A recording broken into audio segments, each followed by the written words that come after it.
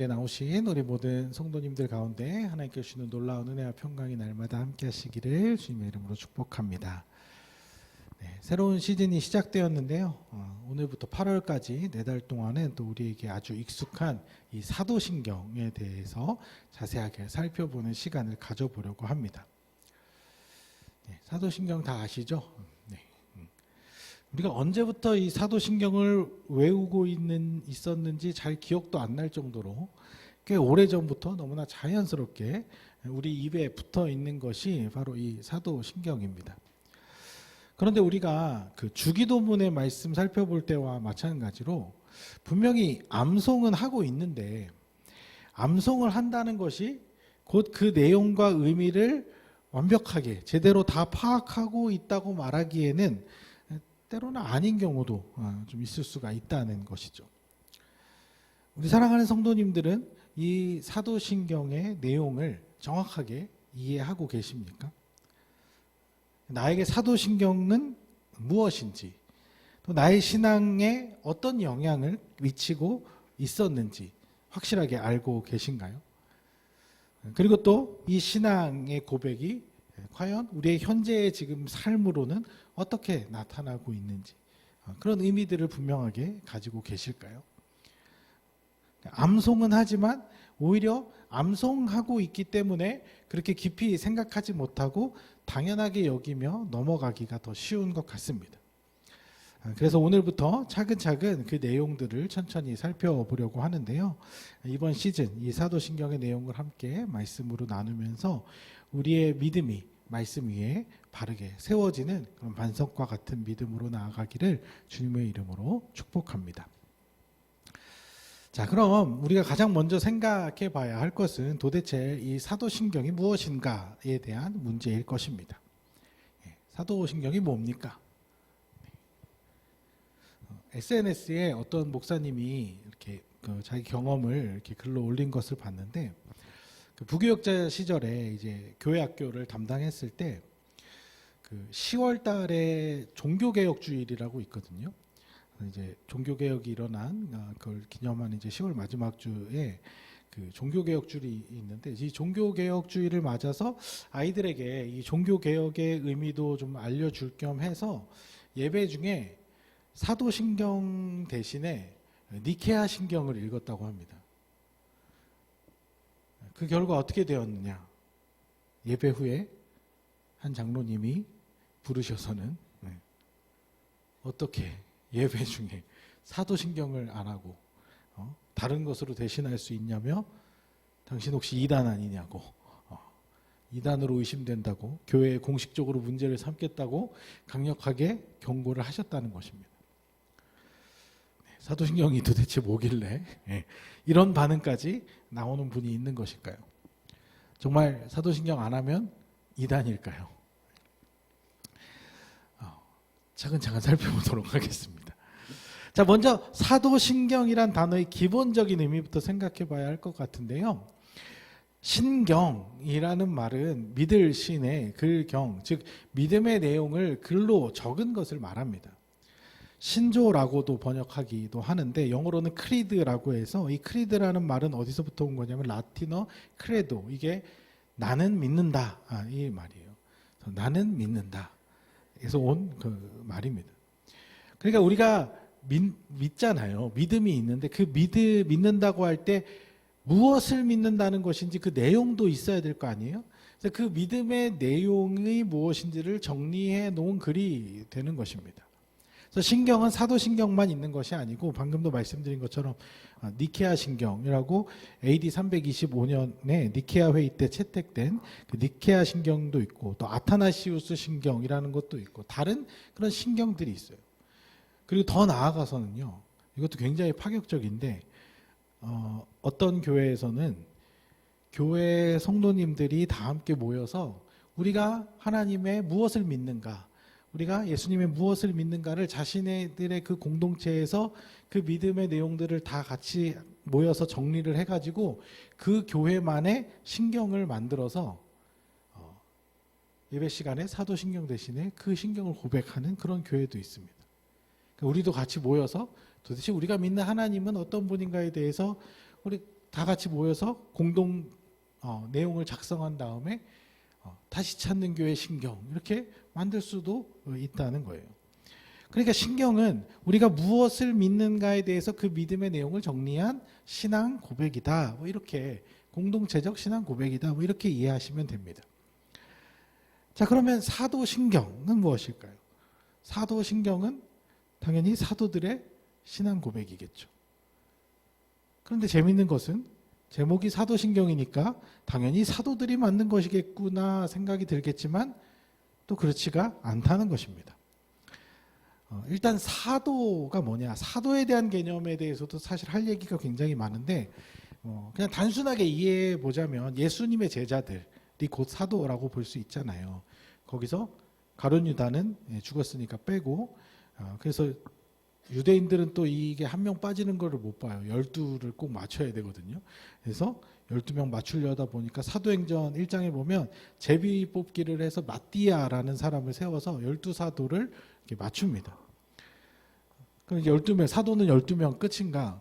근데 또 나중에 우리가 서신서 많이 읽어보신 분들 알겠지만 바울도 자신을 사도라고 이야기를 하는데 이게 그 당시 때부터 굉장히 좀 논란이 있었던 부분입니다. 왜냐하면 사도라고 하면 예수님 살아계실 때 예수님과 공생애를 함께 하면서 직접 예수님께 가르침을 받은, 그러니까 직속 제자를 의미하는 것이기 때문에 바울은 사도라고 보기는 좀 어렵지 않냐 이런 주장들이 많았던 거죠. 그런데 바울은 자신이 직접 쓴 편지에서 항상 자신을 사도라고 소개를 하거든요.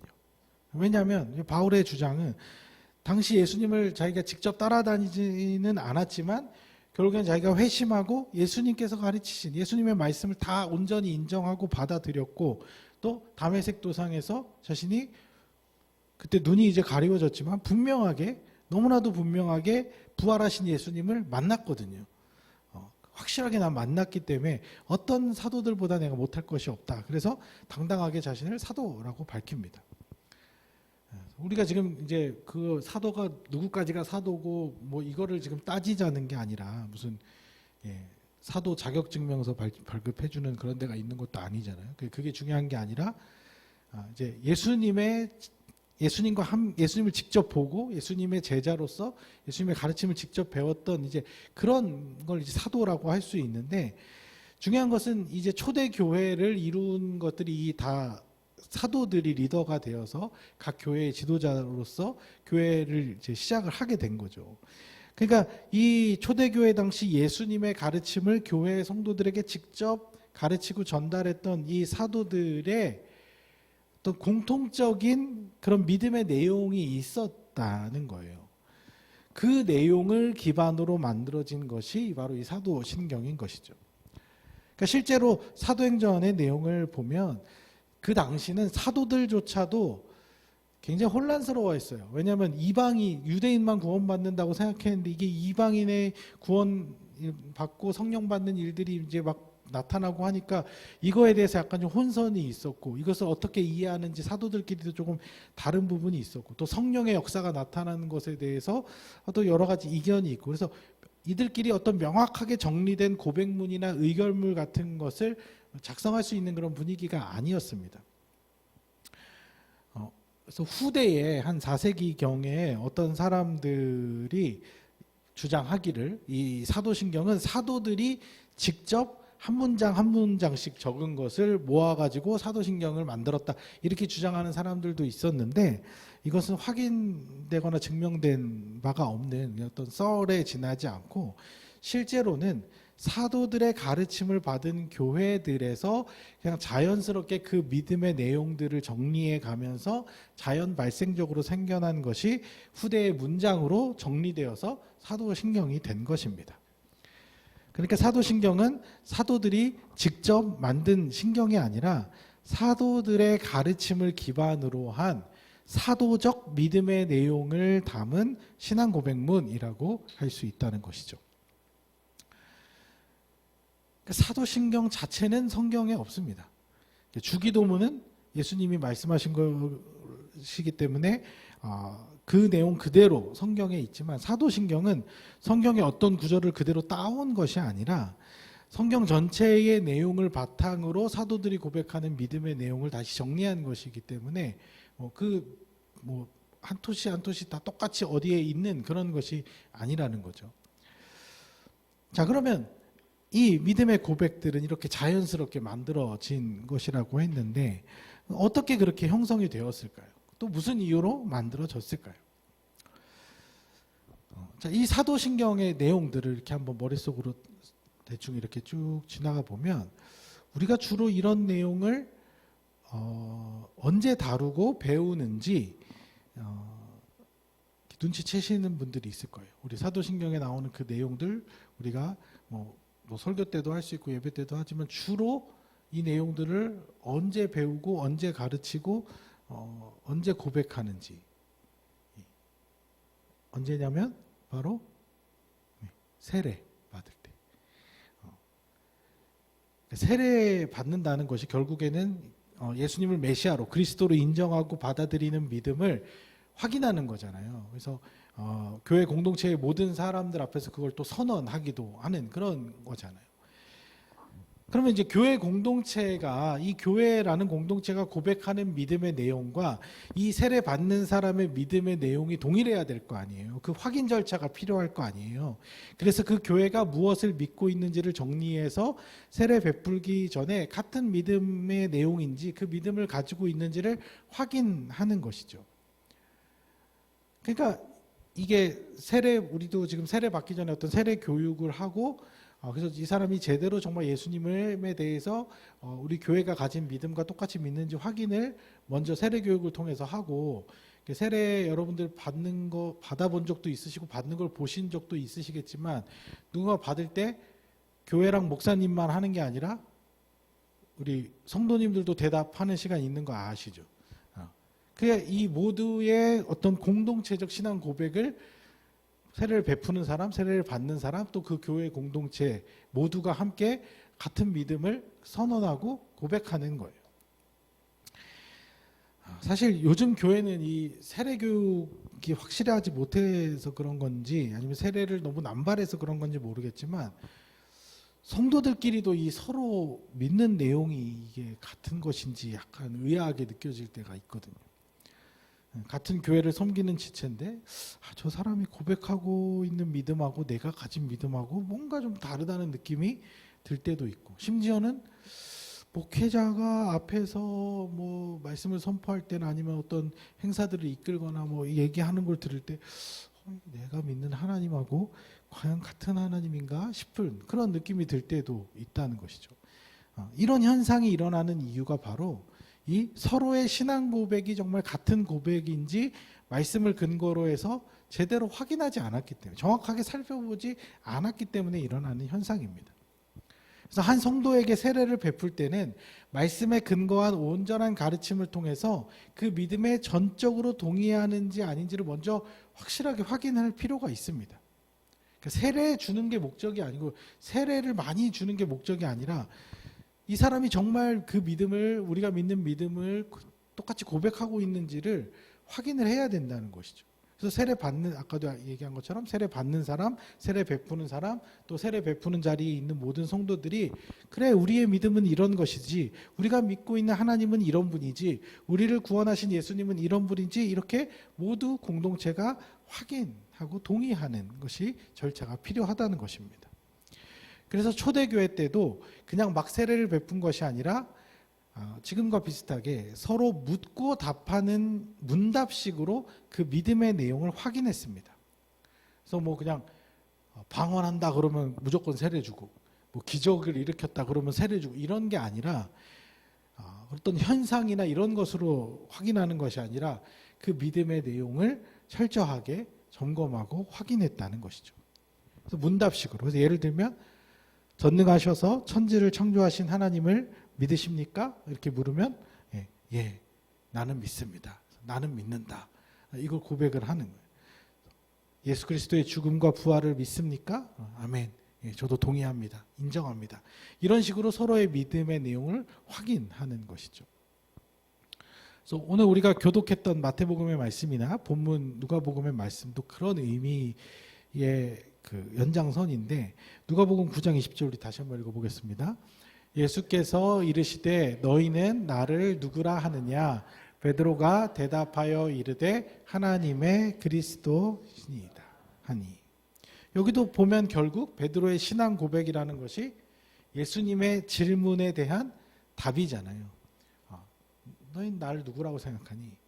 그래서 앞에 보면 뭐 엘리야라고 하는 사람도 있고 뭐 모세가 다시 왔다는 사람도 있고, 근데 그게 아니라 주는 그리스도시요 살아계신 하나님의 그리스도이십니다 라고 이렇게 대답한 이 답이 어떤 믿음의 고백으로서 굉장히 큰 의미가 있는 것이죠. 그래서 이런 식의 세례 문답에 포함되는 내용들을 나중에 하나로 정리해 가면서 그게 사도신경이 된 것입니다. 그래서 한 번에 형성된 것이 아니라 질문이 추가되고 답이 추가되고 빠지기도 하고 이러면서 자연스러운 신앙의 고백으로 형성이 된 것이죠. 그래서 사도신경은 어떤 공의회나 총회에서 몇 사람들이 머리를 맞대고 만든 그런 것이 아니라 초대교회를 통해서 아주 자연스럽게 발전하면서 형성이 된 것입니다. 그래서 언제 최종적으로 정리됐냐? 8세기경. 그러니까 지금으로부터 따지면 1300년 전. 그리고 또 초대교회의 지금 우리 성경에 나타난 사도행전의 그 초대교회가 일어난 지 한 600년 정도가 시간이 흐른 뒤에 그 내용이 지금의 형태로 정착이 된 거예요. 그러니까 역사적으로도 보면 이게 꽤 정통성 있는 그런 고백문이라고 할 수 있는 것이죠. 600년 동안 벌써 이게 진행이 돼서 정리가 된 거니까. 그러니까 여기서 이제 와서 또 우리가 여기다 뭘 더 추가하고 빼고 하기에는 이미 아주 오랜 역사를 통해 정리된 것이기 때문에 그 정통성과 권위를 함부로 가볍게 생각할 만한 것은 아닙니다. 그 오랜 시절을 지나면서 교회가 때로는 핍박과 고난을 받는 그런 중에 있기도 했고, 때로는 권력의 힘을 입어서 스스로 부패하기도 한 이런 여러 가지 위기 상황을 지나는 가운데 그래도 그리스도인이라면 가져야 할 기본적인 믿음의 가장 본질 중에 본질적인 내용만 정리된 것이라고 볼 수 있다는 것이죠.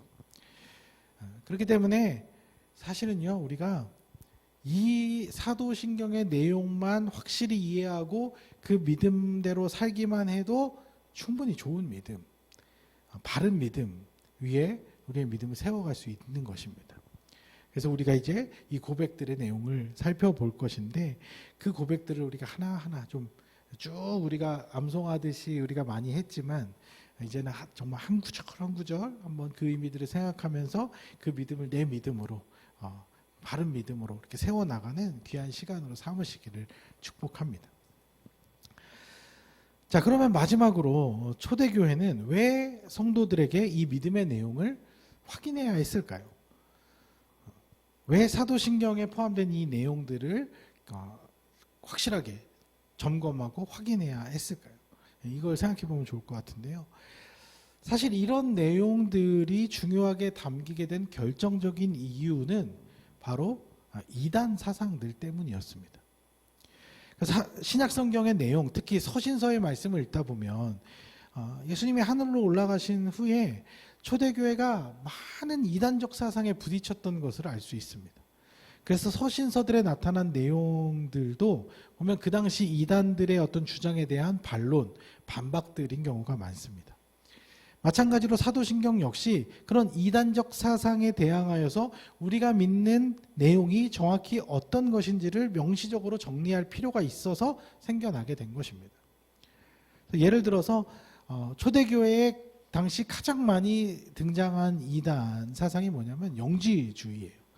이것은 영지주의라는 건 뭐냐면 영적인 현상, 초자연적인 지식 이런 것을 너무 중요하게 여긴 나머지 다른 것들을 다 이렇게 무시하는, 그래서 그노시즘이라고도 하는데, 예를 들면 육체는 병들고 썩고 없어지는 것이잖아요.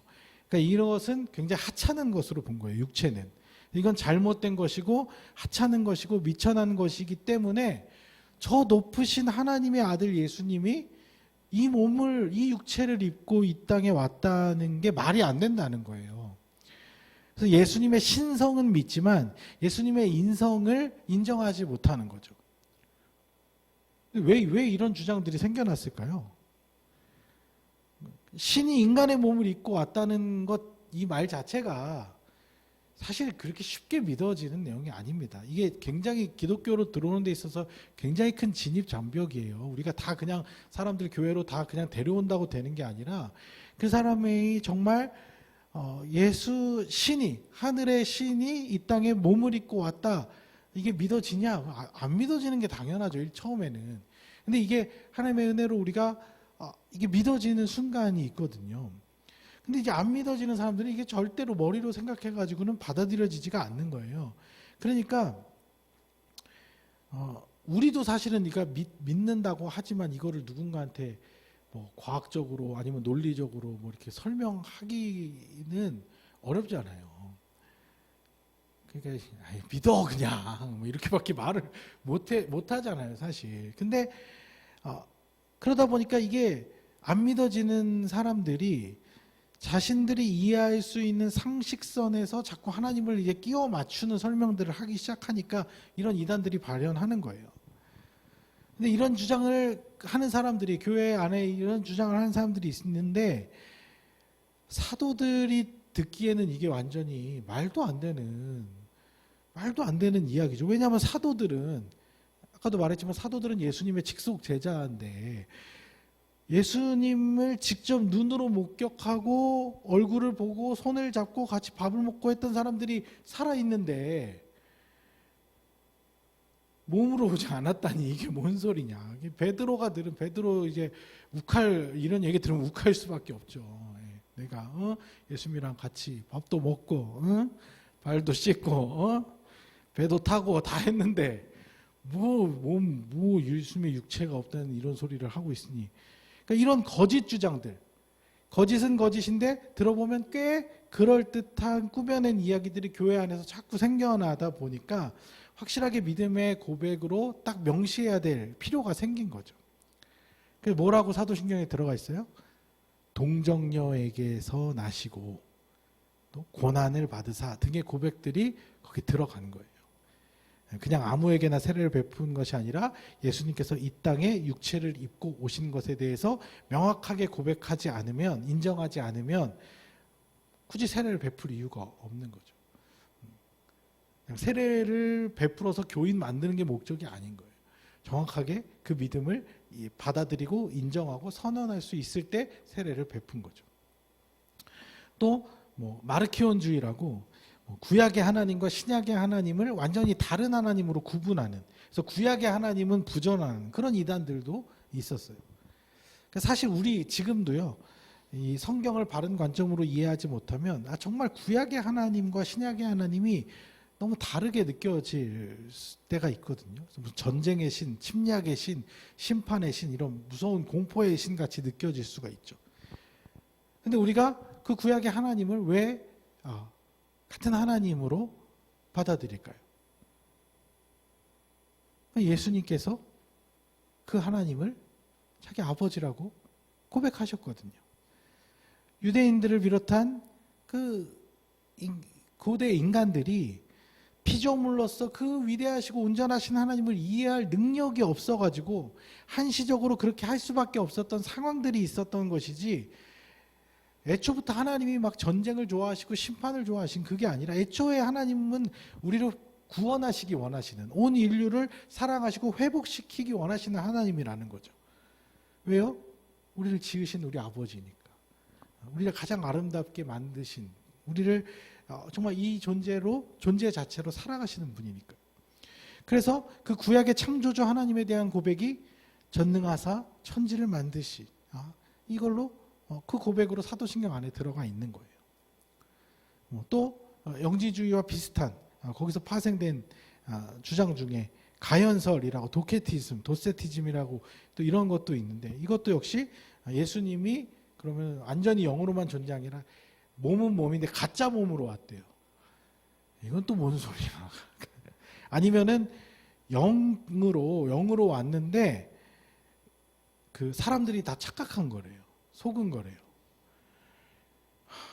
어디서부터 이런 얘기를 너무 그냥 막 당연하게 하는 사람들이 생기니까, 그러니까 아니 예수님이 십자가를 지고 가신 것을 본 사람이 몇 명인데 공개적으로 수모를 당하셨잖아요.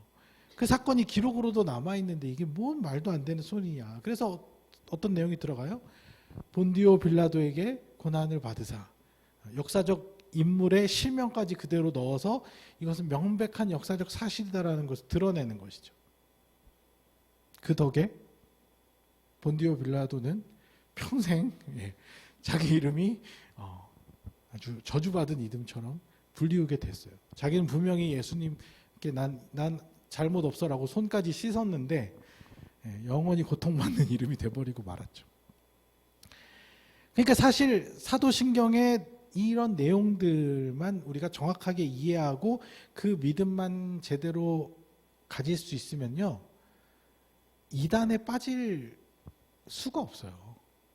이 내용들을 그냥 두루뭉술하게 알고 있고 대충 알고 있으니까, 그리고 이것이 정말 내 믿음의 가장 어떤 핵심인 본질로 여기지를 않으니까 이단들이 와서 이런저런 얘기하고 막 하면은 헷갈리기 시작하고 반박을 못 하거든요. 근데 이 내용만 확실히 알고 있어도 너의 믿음과 나의 믿음은 다르구나 확실히 알 수 있죠.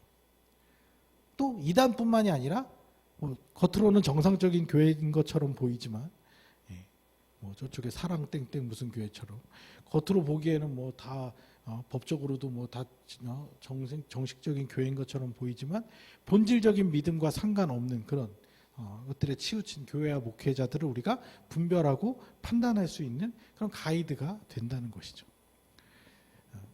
그래서 이제 아까 앞에 말씀드렸던 그 에피소드의 장로님도 그렇게 반응하셨던 것일 수 있어요. 그래서 실제로요, 예배 중에 사도신경을 안 하는 교회는 이단이다. 이게 약간 좀 100% 허무맹랑한 말만은 아니에요. 왜냐하면 진짜 이단 교회는 사도신경을 안 합니다. 할 수가 없어요. 하고 싶어도. 왜? 사도신경의 내용이 자신들의 주장과는 너무 안 맞거든요. 충돌되는 게 너무 많거든요. 자기가 재림 예수가 돼야 되는데 사도신경은 유일하신 독생자를 고백하잖아요. 근데 어떻게 이걸 고백을 해요? 또 자신들만 구원을 받을 수 있다라고 얘기를 하고 다른 교회들을 다 부정해야 되는데 여기 공교회를 인정하는 그 고백들이 있잖아요. 그러니까 부딪힐 수밖에 없죠. 그러니까 이단들이 사도신경을 안 한다, 사도신경을 못 한다, 이건 맞아요. 근데 그걸 뒤집어서 사도신경 안 하면 뭐 이단이다, 이거는 또 너무 간 거죠. 이렇게까지 이야기하는 것은 너무 이제 또 사도신경의 정통성을 너무 중요시한 나머지 뭐 사도신경을 거의 성경과 동급의 어떤 권위로 놓는다든지 아니면 사도신경만이 어떤 변하지 않는 완전한 신앙 고백이다, 이렇게까지 얘기하는 것은 또 좀 바람직하지 않고 지나친 것일 수 있습니다. 중요한 것은 이 사도신경이라는 이 문장 자체, 이 내용 자체에 있는 것이 아니라 그 사도신경이 담고 있는 그 주옥 같은 믿음의 내용들을 우리가 확실하게 이해하고 받아들이는 것이 중요하다는 것이죠. 그래서 초대교회 이후로 2000년 이상의 역사 속에서 우리를 그리스도인으로 또 교회 공동체로 묶어주는 공동체적 믿음의 고백, 그 고백이 바로 이 사도신경인 것입니다. 그래서 우리가 이제 앞으로 4달 동안은 찬양으로도 고백하고 또 한 구절 한 구절씩 자세히 살펴보기도 하고 어쩌면 지겨울 정도로 계속 이 사도신경을 파고 팔 건데 지겨워하지 마시고 더 확실하게 아주 디테일하게 세밀하게 하나하나 보시면서 그 우리의 믿음의 내용을 더욱 분명하게 세워갔으면 좋겠어요. 아마 대부분의 우리 성도님들은 우리의 믿음을 다시 한번 재차 확인하는 기회가 되실 거예요. 뭐 새로운 내용이 있다기보다는 우리가 믿고 있었지만 좀 삶에서 많이 놓치고 있었던 부분들, 우리가 좀 조금 잘못 알고 있었던 부분들, 그런 것들을 바로 잡아가면서 우리의 믿음을 바르게 세워가면 좋을 것 같아요. 그래서 우리 교회가 단순히 이제 그냥 머리로 마음으로 믿는 것만이 다가 아니라 그 믿음을 삶으로 행함으로 이렇게 이어나가는 것을 중요하게 이야기를 하잖아요. 근데 우리가 하여튼 믿은 것을 삶으로 나타내려면 그 믿는 내용이 뭔지는 확실하게 우리가 가지고 가야 이게 뭐 열매가 맺어지든지 뭐가 어떻게 될 거 아닙니까? 우리 안에 심겨진 믿음의 이 씨앗이 썩지 않고 건강하게 바르게 심겨져 있어야 그게 열매가 맺혀질 거 아니에요. 그래서 우리의 믿음의 고백을 건강하게 바로잡는 시간이라 생각하시고 그 믿음으로 우리가 바로 세워나가면서 그 믿음의 정말 열매들이 우리 모든 성도님들의 삶에 또 우리 교회 안에 풍성하게 맺혀 나가기를 주님의 이름으로 간절히 축원합니다.